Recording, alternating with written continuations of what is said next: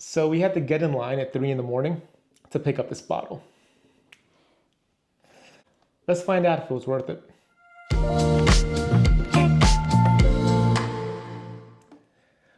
Welcome back to Barrel Man Drinks. I'm Oliver. And I'm Christine. Today we're trying out Four Roses Limited Edition 2024. But first, if you haven't yet, please like and subscribe. If you haven't yet, I'm talking to you. Please. So today we are filming in Studio B, also known as the office. Let us know what you think. If you prefer this or you like the other room, we're trying to find and pick different spots to use around the house. If you like this place, let us know. We'll start using it. If you prefer the Studio A, the kitchen, we can go back. Okay, so as the intro said, we were in Kentucky during the Kentucky Bourbon Festival, and we grabbed this bottle. But in order to do it, you had to get in line at like 3 in the morning at one of the Four Roses distilleries or the bottling plant. So we got in line early, but lucky for us, they released tickets and they let us go back. And if you saw that haul video, we just went back to sleep. Of course, some people went to go pick up some Maker's Mark as well. But anyway, now we are gonna taste this to compare to see if it's actually worth the hunt, because this thing is about $220 SRP. And I know a lot of people that said they're not gonna get in line, they're not gonna waste their time, they're just gonna pay secondary. And I've seen this go from around 400 on average as secondary, and a lot of people just justify the fact that the time, the sleep, the efforts, if you're gonna go out there, pay for a hotel, travel, it might be better if you're just not gonna go out there to just pay 400. I don't know, we haven't really been huge Four Roses fans. We don't hate it by any means, but it's just never been our favorite. We don't really go to it a lot. It's a pretty distillery, right? Oh, we love the distillery. Yeah. It's a great tour. Yeah. I mean, for me, it's probably the best tour because you get 2 tours for the price of one. But we'll try this out. I believe this is comprised of some older bourbons. Oh wait, this is the one where they use the Myers-Briggs naming convention for their recipes. Yeah, it uses Myers-Briggs. INTJ, ESFP. Something like that. It says O's and E's and K's and J's and stuff. But yeah, this, you know what? You guys have seen enough videos. I mean, for us, we're here to let you know what we think. We're not huge Four Roses fans. We do have a couple of single barrels. And so we're gonna compare this Virginia ABC pick against it to see if it's really worth, I mean, unless you're a Four Roses fan, is it worth the hunt? Yeah. Is it worth the money? Because these guys you can get all day for $100. And you can go to the distillery and pick these up, and they have different tiers. You don't have to wake up in the dead of night for it? Well, it's like any of the single barrel picks, I feel, right? I say the same thing about the Russell's picks are very good. Old Forester picks always come up pretty good. So you don't have to get the limited edition if you want to get something really close.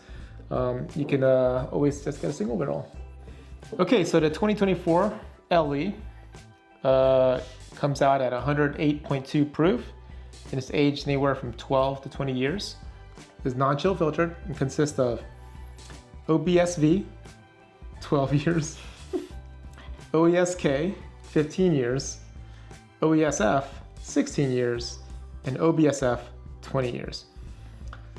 And if you're familiar with Myers-Briggs, that's why Christine's laughing, because it's the same kind of 4-lettered code to determine your personality type. And by the way, ours is not compatible for some reason. Okay, so that is the description of the 2024 Four Roses Limited Edition. Let's get our glasses filled and compare this $200 or $400 secondary versus this $100 single barrel pick. Be right back. Okay, we have our Glencairns filled, and on this side we have the limited edition 2024. And on this side, we have our single barrel pick, that the Virginia ABC picked out. All right, let's start on the nose. I smell sweet honey, right? Like a honeysuckle, like a bright fruitiness. I'm not smelling honeysuckle, but fruitiness. It's Right? sweet. It's sweet. It's like a bright fruitiness though. Like lemon, not lemon, melon. Like a melon fruitiness. Or peach. Is that what you're Something getting? light. Or pear. That's more pearish, I guess. Pear is a I light would fruity say smell. pear. Right? Yeah. Right. Nothing too oaky though. I don't smell any like heavy char, even from the older whiskey in here. And by the way, since we are Four Roses rookies, This is so hard. it's gonna be I don't think I've ever had Four Roses aside from specific- this and that. Well, yeah, but I don't think You had it at a tour. we had it at the tour, but Yeah. I'm not sipping on it. That's true. You know. You know, we usually leave the tours and tastings where, I mean, it's not bad. It's not a bad bourbon for us, but it's not something like, oh, I'm super excited. I need to pick something up in the gift shop. And I guess for me, it's a little bit like, it's like Mongolian barbecue. Are you guys familiar with Mongolian barbecue? It's a place where you go in, they have a giant hot plate, and you pick like meats and vegetables and sauces, and you hand it to the guy, and he cooks it on the thing and hands it back to you. Okay. And I don't like that because there's too many options. You know, I go to a restaurant because I want somebody to cook for me, not for me to come up with some recipe on the fly.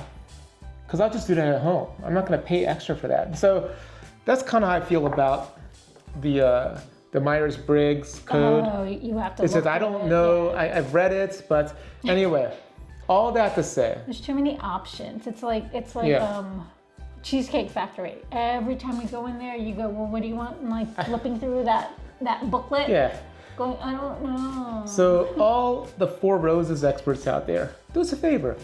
Yeah, which one? Send us your favorite recipe and then describe it and maybe compare it to like other brands. You know, Christine loves Old Forester, right? I guess those are kind of fruit forward, cherry, Sweet, sweet. yummy goodness. Yeah, I like Wild Turkey. I like the Russell stuff. So anything you know there from like honey notes, you know, caramel, deep caramels. I don't know because like I read it, it says floral. I don't know. I mean, I think of like lavender soap now. I don't know. So anyway, this one smells light fruitiness. Let's take a whiff of the Virginia pick. Same thing. I think it's a little bit more spicy. Like baking spices. It's not quite bright fruits. This is lighter. This one smells sweeter than this. Yeah, it's like a Right. yeah. I think it's fruitier. It's that light fruit pear note, I think. And for this one, I feel like the it's more baking spice forward, like a pastry. I'm not getting any of that. I mean, it's not as fruity. There's a little bit of fruit, but Okay, I'm smelling there more it goes. caramel, if anything, like a vanilla caramel, like, you know, baking spice notes, like you're preparing like a pound cake or something. No, I'm not getting any of that. Try the dominant nostril. Okay. The right one. Yeah, the right one.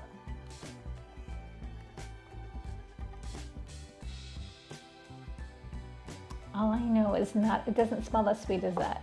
Okay. So you like Nothing, the nose on the LE. the Ellie, Oh, yeah, because Ellie. it's more expensive and that's what I like. Well, I agree with you. It does smell sweeter on the nose. Yeah.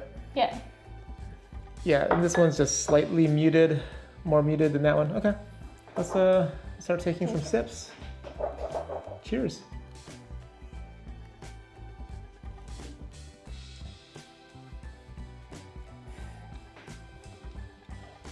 Wow. So, I do remember the first time drinking this. It came off hot. It does still come off with a little bit of heat, Yeah. but I'm telling you, this is very viscous for me. Yeah. It's coating the sides of my mouth right now. my tongue and the insides of my cheek. I didn't catch the type of sweetness up front, but it's definitely sweet. And it finishes with some baking spices and a sweet oakiness that's sitting on the side of my tongue. Cinnamony? Like cinnamony. Yeah, definitely cinnamony. A little bit of light clove. Let me take a second sip. Yeah.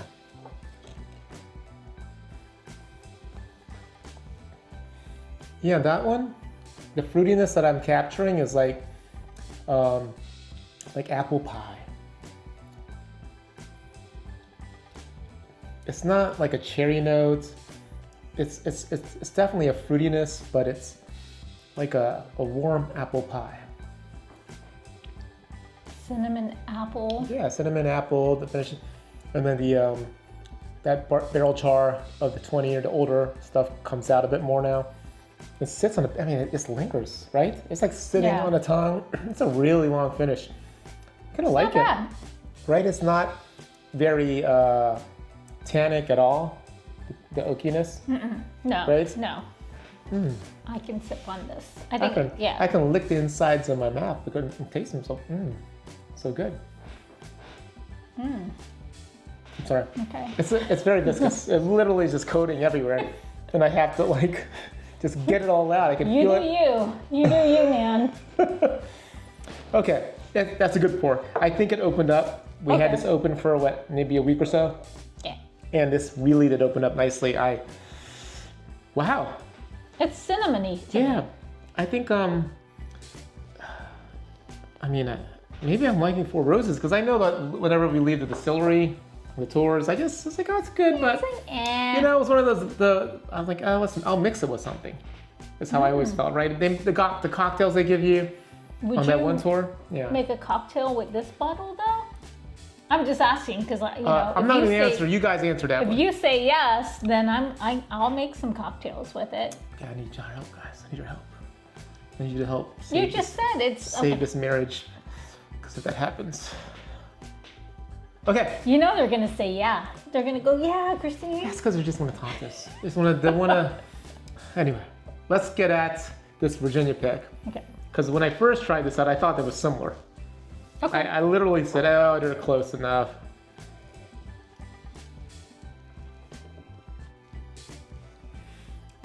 It's a bit spicier. It's more oak forward. That's what I'd it say. is. Yeah.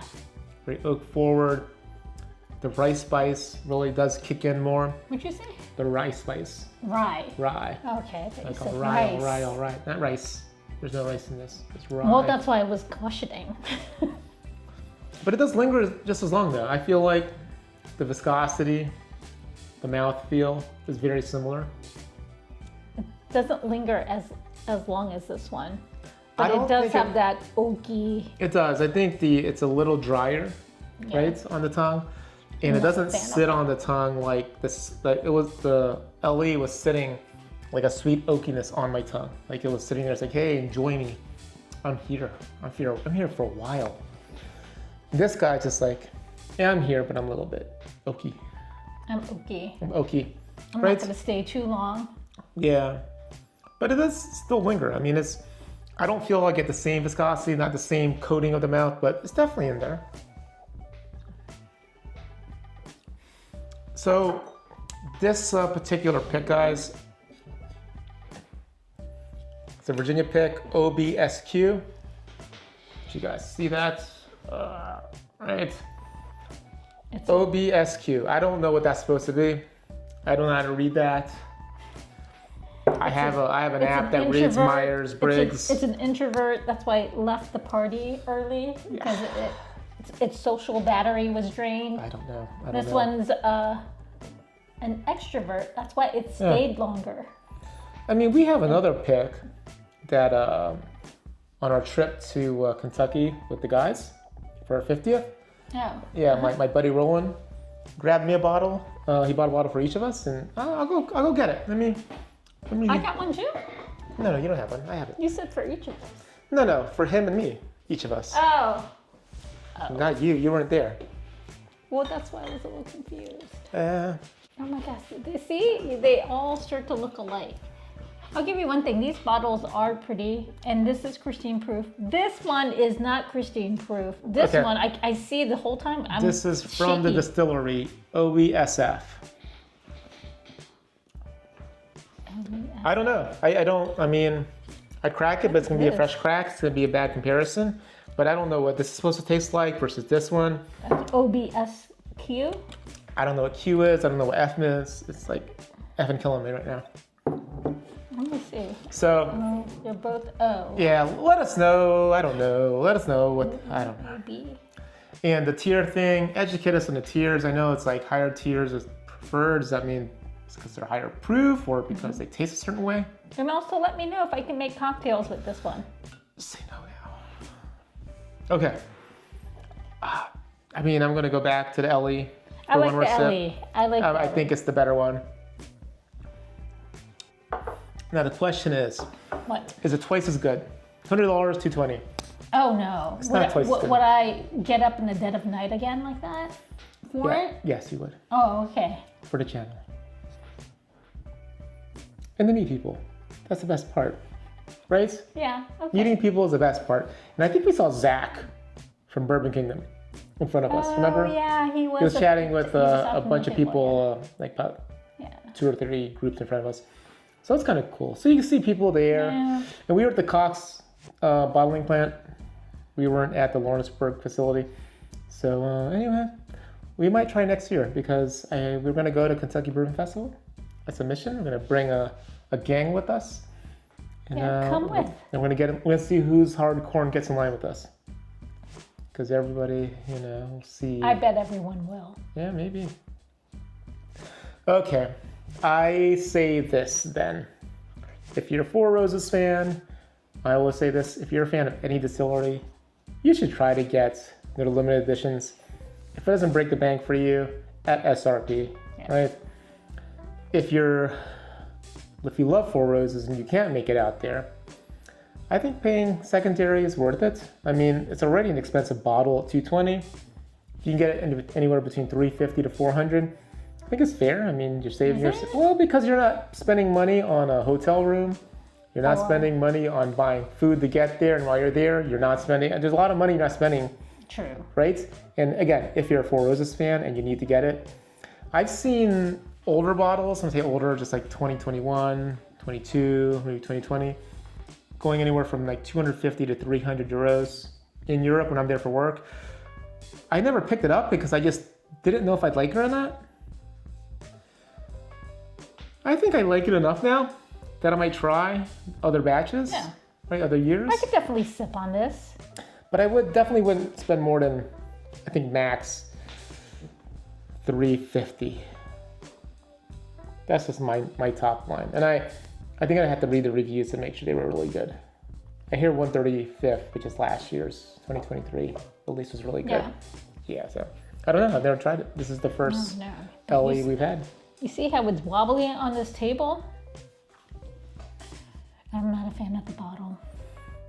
The bottle shape. Yeah, I need a. This one, that's good. I'm not gonna knock this one down. This one is very. You need the base to be wider than the neck, Yes, the top area. That's see, every time you move, it's shaking. And the other ones are good. Yeah, the other ones are good. All right. Okay, so there you go, guys. Ellie's good. Sweet notes, apple, pear, baking spices. It really is Cinnamony. good. Viscosity is great. It's a great sipper. I mean, it's gonna, this is a great fall time bottle sitting by the fire, right? And possibly make cocktails with. All right. But as always, if you can't find the LE, find some single barrels. And then all of our Four Roses pros out there, let us know. Educate us about the different... INTJ. Yeah, the different codes. We need the secret decoder ring, please. Okay? Well, thanks again as always. Like, subscribe. We are trying to get to 1,000 before the end of the year. Almost there. Almost there. We're doing really well. So thank you guys for keeping with us. You guys have a good one. Cheers.